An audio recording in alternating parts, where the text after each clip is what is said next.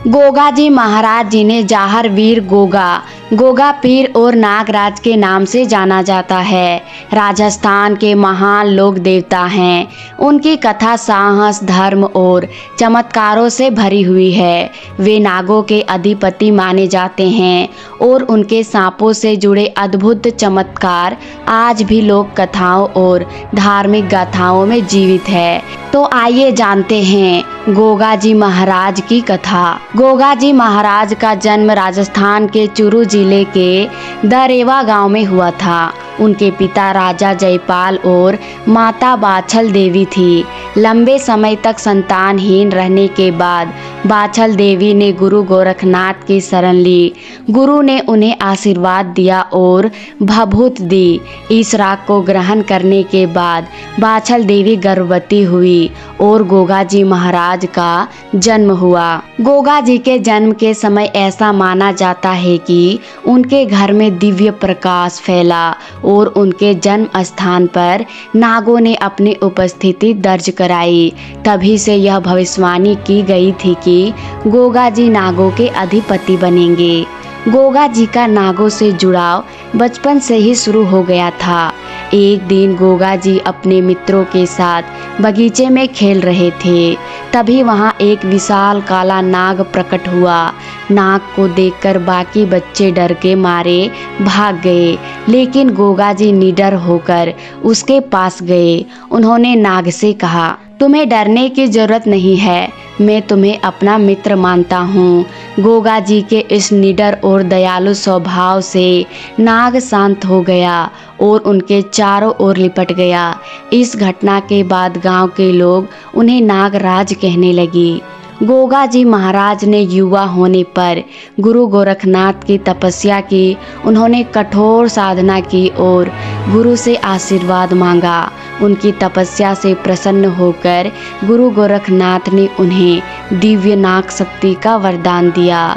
गुरु ने कहा, हे जाहरवीर, आज से तुम नागों के राजा हो। ये तुम्हारी आज्ञा का पालन करेंगे और तुम्हारे आदेश से किसी को नुकसान नहीं पहुंचाएंगे। इसके साथ ही गुरु गोरखनाथ ने गोगा जी को एक मंत्र प्रदान किया जिससे वे नागों को नियंत्रित कर सकते थे। इस शक्ति के माध्यम से गोगा जी ने कई चमत्कार किए। गोगा जी के राज में एक समय ऐसा आया जब लोगों को एक विषैले सांप ने आतंकित कर रखा था। यह सांप इतना खतरनाक था कि उसके काटे से कोई भी व्यक्ति जीवित नहीं बचता था। एक दिन सांप ने एक किसान को डस लिया जिससे उसकी मृत्यु हो गई। गोगा जी को यह खबर मिली तो उन्होंने उस सांप को पकड़ने का निश्चय किया।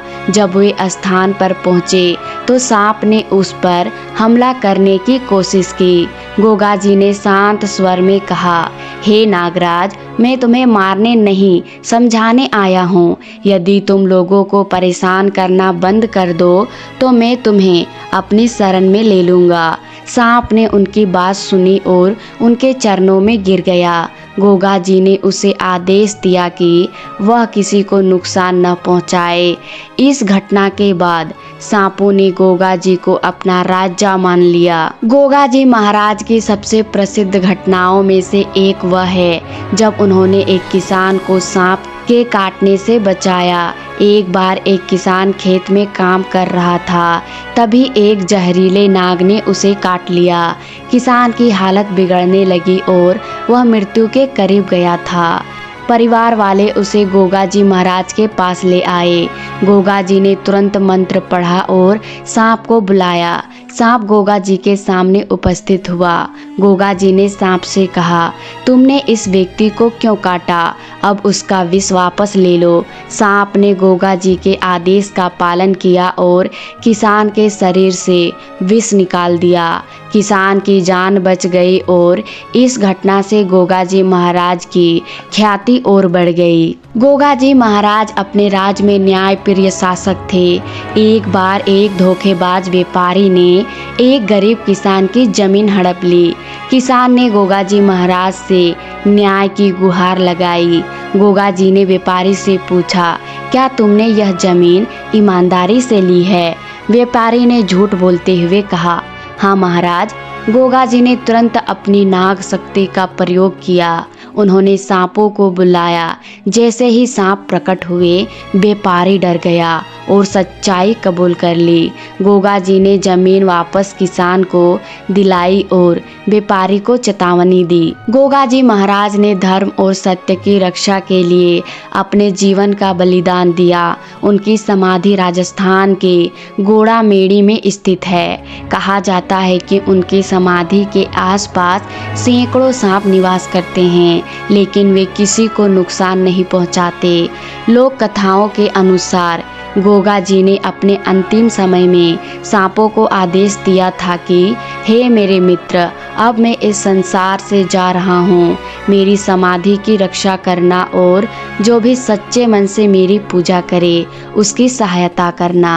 आज भी उनकी समाधि पर सांप बिना किसी डर के दिखाई देते हैं। गोगा नवमी का पर्व हर साल भाद्र महीने के शुक्ल पक्ष नवमी को गोगा जी नवमी का पर्व मनाया जाता है।